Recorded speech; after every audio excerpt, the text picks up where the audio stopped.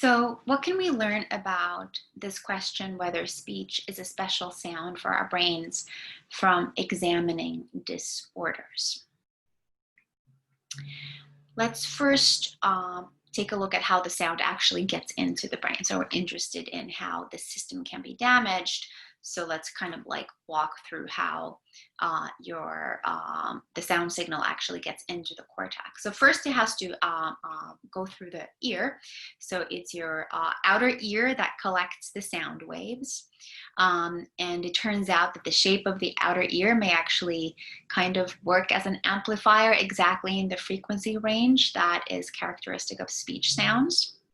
Then your middle ear will transform that energy into the internal vibrations of the bones in the middle ear.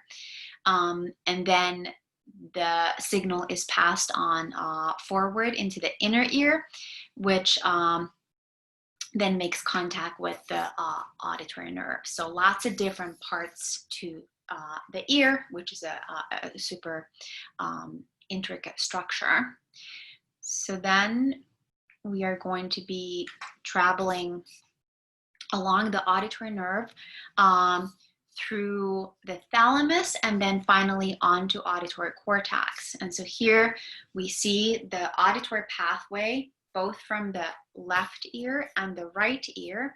And what I want you to observe here is that the signal from each ear is projected to each auditory cortex. So your auditory cortex is bilateral. We have an auditory cortex both in the left and the right hemisphere.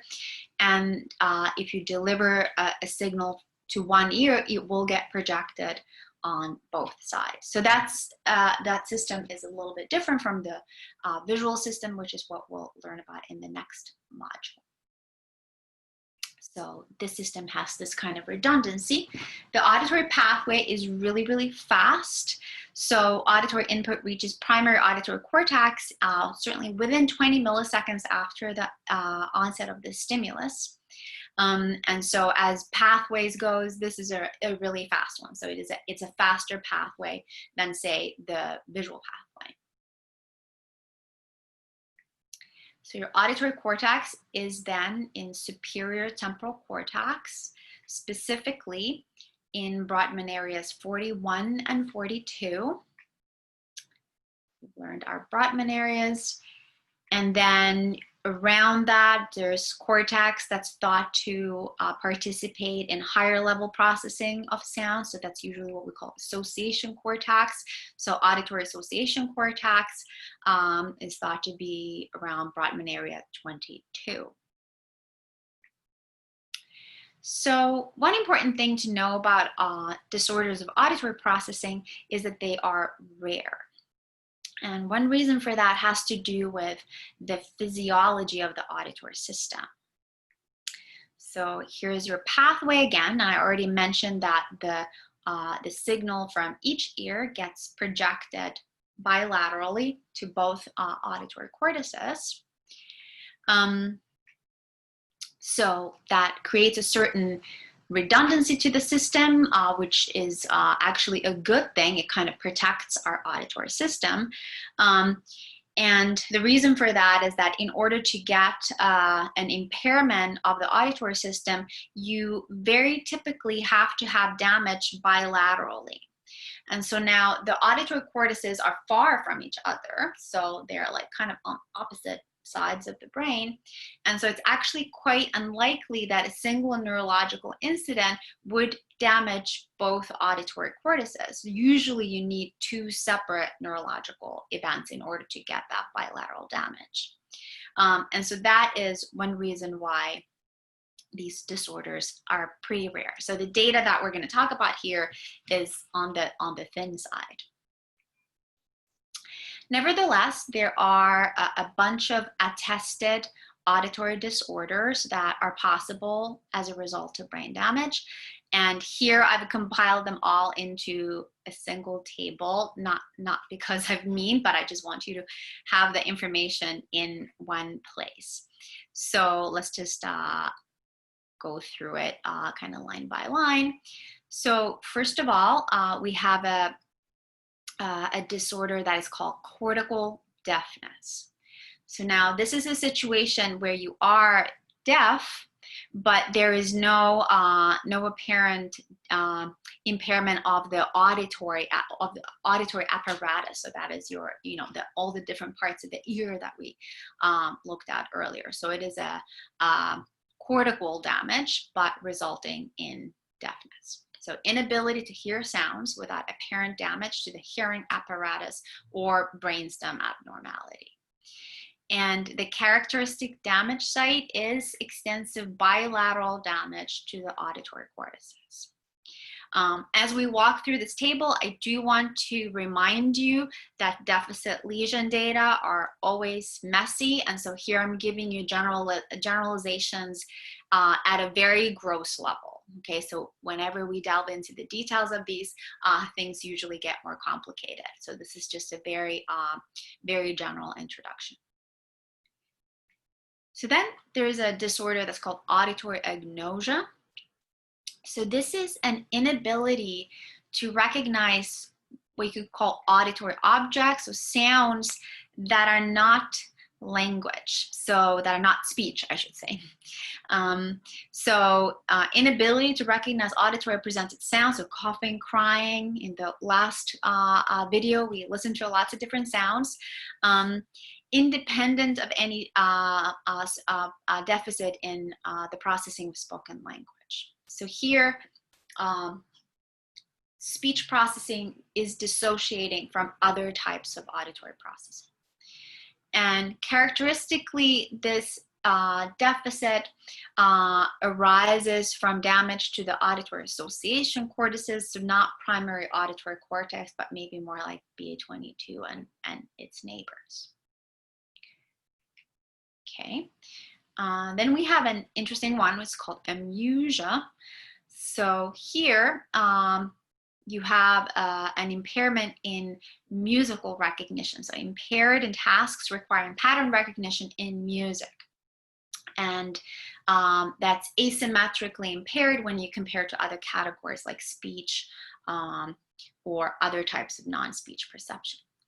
And here we have some level of a generalization that this disorder often exhibits right hemisphere temporal damage, so right lateral damage.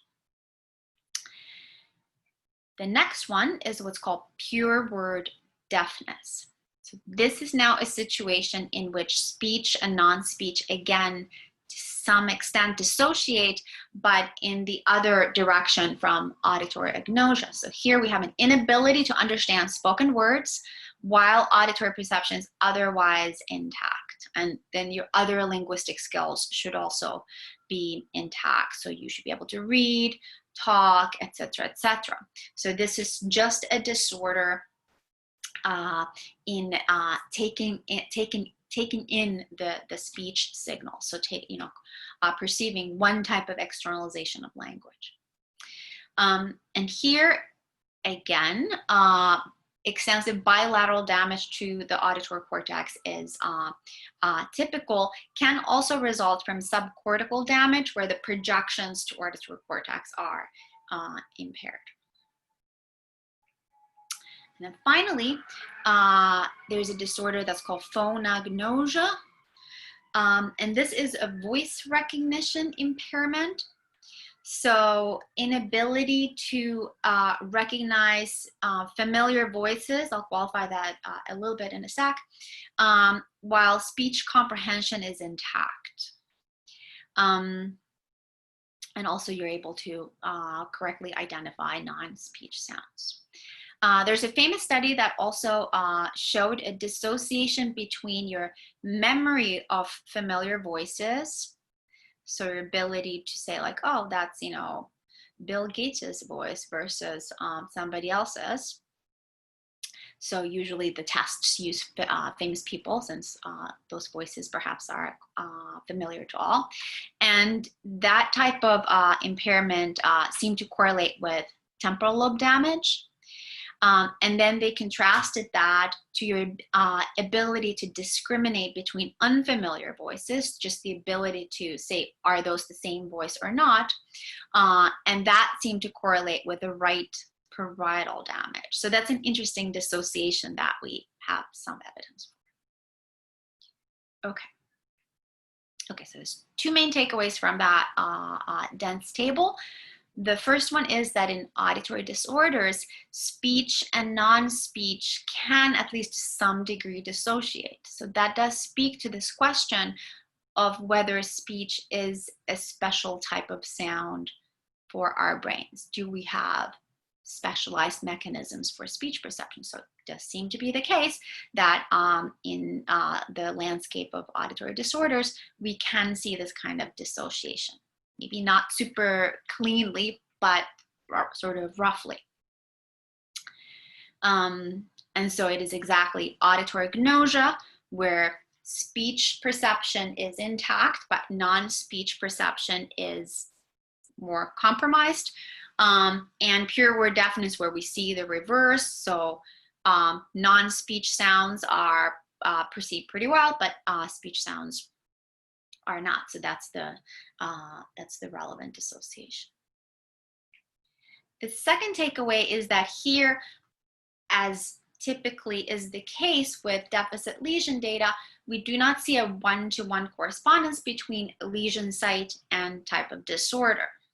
So here, for example, we saw that bilateral temporal damage can lead either to cortical deafness. So cortical deafness, characteristic damage site, bilateral damage to the auditory cortices, or pure word deafness, same characteristic lesion site. Okay, so after our discussion of Broca's and Wernicke's aphasia, that shouldn't be surprising. So the lesion data are messy, and so here it's sort of hard to draw the line between the perception of speech and the perception of non-speech. So we don't have these one-to-one correspondences. Ambiguous stimuli are next.